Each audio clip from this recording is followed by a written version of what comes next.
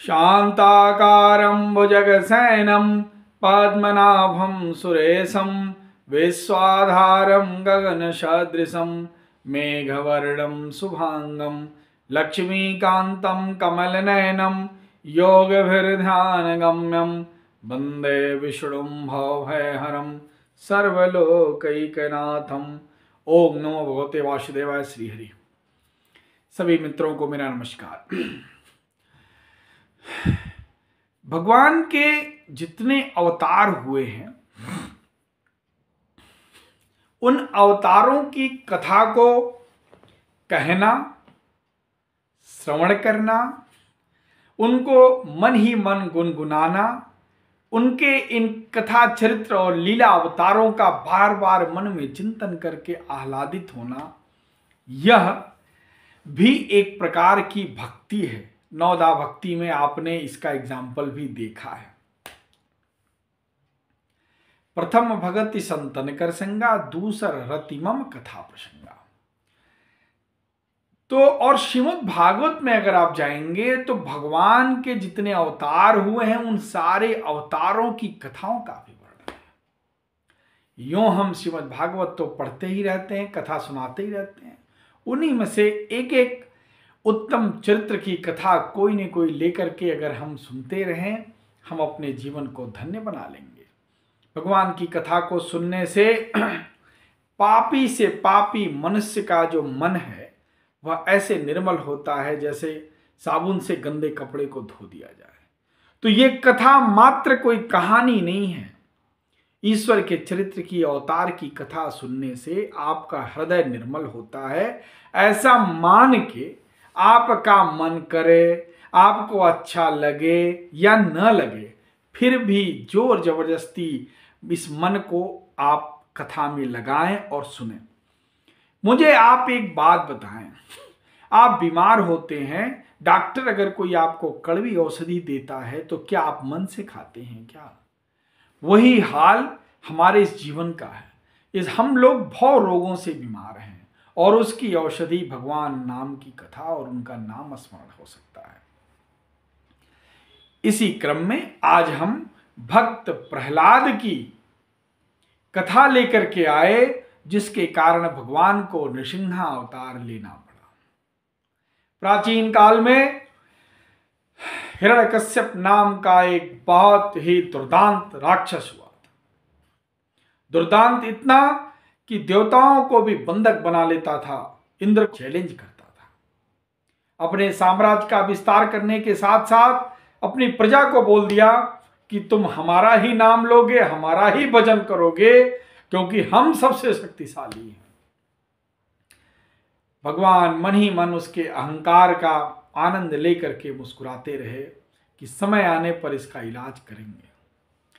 और जब उसका आतंक इतना बढ़ गया कि साधु संतों तक को भी वो परेशान करने लगा, तो भगवान ने उसकी इलाज करने की व्यवस्था निकाली। और क्या इलाज निकाले कि जिसको इस हरि नाम से इतना चिढ़ है ना, उसके घर में ही मैं हरि का भक्त पैदा कर दूंगा। और हिरण्यकश्यप के घर में प्रहलाद नाम का एक बालक पैदा हुआ। वास्तव में प्रहलाद के मां के पेट में आने की भी एक कथा थी कि जब प्रहलाद मां के पेट में आए तो नारद जी किसी कारणवश उनकी मां को कोई लेके जा रहा था। किसी कारणवश उनको एक ऋषि के आश्रम में उन्होंने रख दिया। तो वहां से वो एक अच्छा संस्कार भी उनको मिला और भगवान की माया तो थी ही। तो प्रहलाद जब पैदा हुए, हिरण्यकश्यप बहुत ही खुश हुआ कि चलो मेरा उत्तराधिकारी तो पैदा हो गया। किसी भी बाप को सबसे ज्यादा खुशी इस बात की होती है कि उसका बेटा पैदा हो, और उससे ज्यादा खुशी इस बात की हो जाती है कि उसका उत्तराधिकारी बड़ा लायक निकले। तो उसने तो बड़ी आशा अपेक्षा से इस बात की प्रसन्नता और मौज मस्ती मनाई कि यह प्रहलाद नाम का व्यक्ति जो है मेरा उत्तराधिकारी बनेगा और इस हमारे राक्षस साम्राज्य का विस्तार करेगा। उसे क्या पता कि भगवान अहंकार को तोड़ने वाले ऐसे ऐसे उपाय जानते हैं जिनकी आप कल्पना ही नहीं कर सकते। साथ ही साथ उसने भगवान ब्रह्मा जी की इतनी तपस्या की, ब्रह्मा जी उसकी तपस्या से प्रसन्न होकर के उसको वरदान देने के लिए मजबूर हो गए और ब्रह्मा जी से इतने वरदान मांगा कि मुझे न कोई दिन में मारे, न रात में मारे, न पुरुष मारे, न स्त्री मारे, न जानवर मारे, न अस्त्र मारे, न शस्त्र मारे, न आकाश में मारे, न पृथ्वी पे मारे, न जल में मारे, न दिन में, न ऐसे न रात में, ऐसे तमाम उसने जो है अपने लिए वरदान मांग लिए और ब्रह्मा जी को उसकी तपस्या से प्रसन्न होकर के मजबूरन देना पड़ा। अब तो उसका मन और बढ़ गया था कि मैं तो अमर हो गया, मुझे तो कोई मार ही नहीं सकता। पर नारायण के आगे किसकी चलेगी। प्रहलाद जैसे बड़ा हुआ वैसे हिरण्यकश्यप ने उसे राक्षसों के एक स्कूल में पढ़ने के लिए भेज दिया और वहां पर पढ़ाने वाला भी राक्षस, दैत्यों के गुरु शुक्राचार्य का पुत्र पढ़ाने वाला। और वहां क्या पढ़ाया जाता कि हिरण्यकश्यप ही इस सृष्टि के मालिक हैं, हिरण्यकश्यप का ही नाम जपो, हिरण्यकश्यप इस सृष्टि के राजा हैं, आदि आदि चीजें ही पढ़ाई जाती हैं। लेकिन भगवान तो जुगाड़ कुछ और कर रखे थे, इतना आसानी से थोड़ी उसके पापों की सजा दे देंगे। अब प्रहलाद को जब भी कोई चैप्टर पढ़ाया जाता और मन ही मन श्री हरि श्री हरि श्री हरि करते। एक दिन हिरण्यकश्यप पहुंचा गुरुकुल में देखने के लिए कि क्या पढ़ाया जा रहा है। अपने बेटे से पूछा कि बताओ क्या पढ़ाई चल रही है, अच्छी चल रही है? बोला हाँ। क्या क्या सीखे? तो प्रहलाद ने बोला कि मैंने सीखा इस जगत के जगत पिता भगवान श्री हरि विष्णु हैं, उनके ही हाथ में किसी का जीवन मरण है, उनके नाम का स्मरण करने से व्यक्ति इस भवसागर से पार हो जाता है। हिरण्यकश्यप की आंखें लाल, ये क्या? अरे पूरे सृष्टि में, पूरे प्रजा में जहां कहीं हरि नाम बोला जाता उसका जीव कटवा लेता था मैं, और मेरा बेटा ही हरि नाम लेने लगा मेरा नाम छोड़ के। ये तो कह रहा है कि भगवान विष्णु जगत के पालन करता है। बुलाया टीचर को, बड़ा नाराज हुआ। टीचर ने माफी मांगी, बोले अरे नहीं, पूछ लीजिए बाकी बच्चों से, हम तो पढ़ाते हैं, आप ही जगत के पालन करता है, ये पता नहीं कहां से सीख गया है। हिरण्यकश्यप ने पुनः आदेश दिया कि इसको पुनः राक्षसी प्रवृत्ति पढ़ाई जाए। लेकिन भगवान को तो कुछ और ही मंजूर था। कुछ दिन बाद हिरण्यकश्यप ने प्रहलाद को उसके टीचरों समेत बुलाया अपने महल में, दरबार में, ले आओ देखो क्या पढ़ा है। और पहुंचते ही हिरण्यकश्यप के दरबार में प्रहलाद ने हिरण्यकश्यप के सामने प्रणाम किया। हिरण्यकश्यप ने उससे बहुत प्यार से गोद में बैठा के पूछा, बेटा अब बताओ क्या पढ़े हो? तो उन्होंने बोला श्रीमन नारायण नारायण हरि हरि। सुनते हिरण्यकश्यप की आंखें लाल, टीचर के ऊपर भी बरसा और बोला कि इस बच्चे को उठा करके मेरे सामने से ले जाओ और इसको तरह तरह की यातना दो जब तक यह न बोल दे कि हिरण्यकश्यप ही इस सृष्टि का मालिक है। उस बच्चे पर तीर चलाई गई, तलवार चलाई गई, हाथी के नीचे फेंका गया, नहीं समझ में आया, पहाड़ से फेंका गया, हाथी ने कुचलने से मना कर दिया, विष दिया गया, उसका असर नहीं हुआ, तलवार से कटा नहीं। होलिका ने अपनी गोद में रख के जलाया, जिसके नाते होली मनाई जाती है, आप जानते ही हैं। सारे यत्न करने के पश्चात भी प्रहलाद बच गए।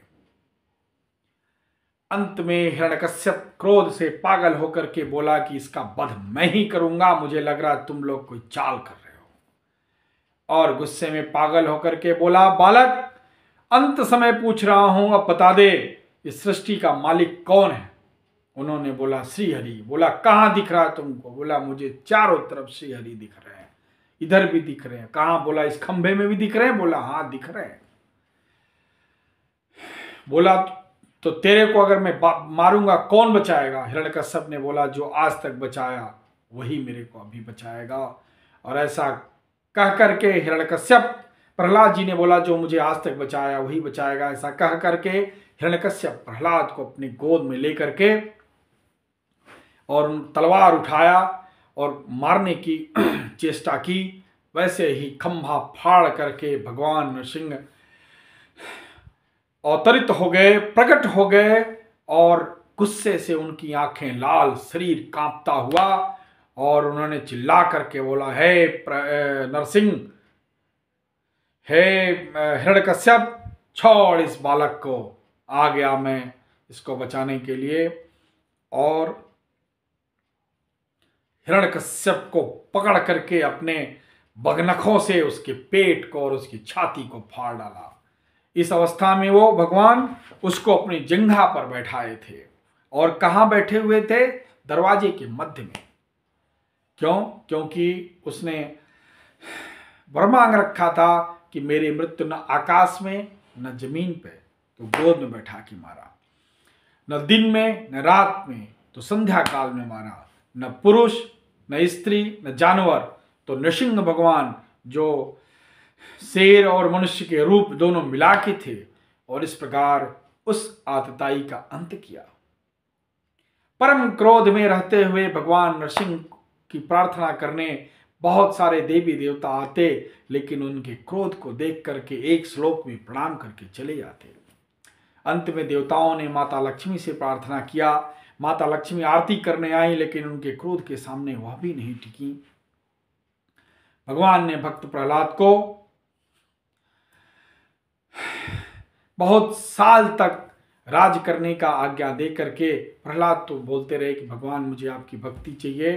भगवान ने बोला, तुम अभी इस राज्य को संभालो, इसको धर्म राज्य बनाओ, और फिर तुम्हारी मुक्ति होने के पर तुम्हारे पार्षद बनोगे।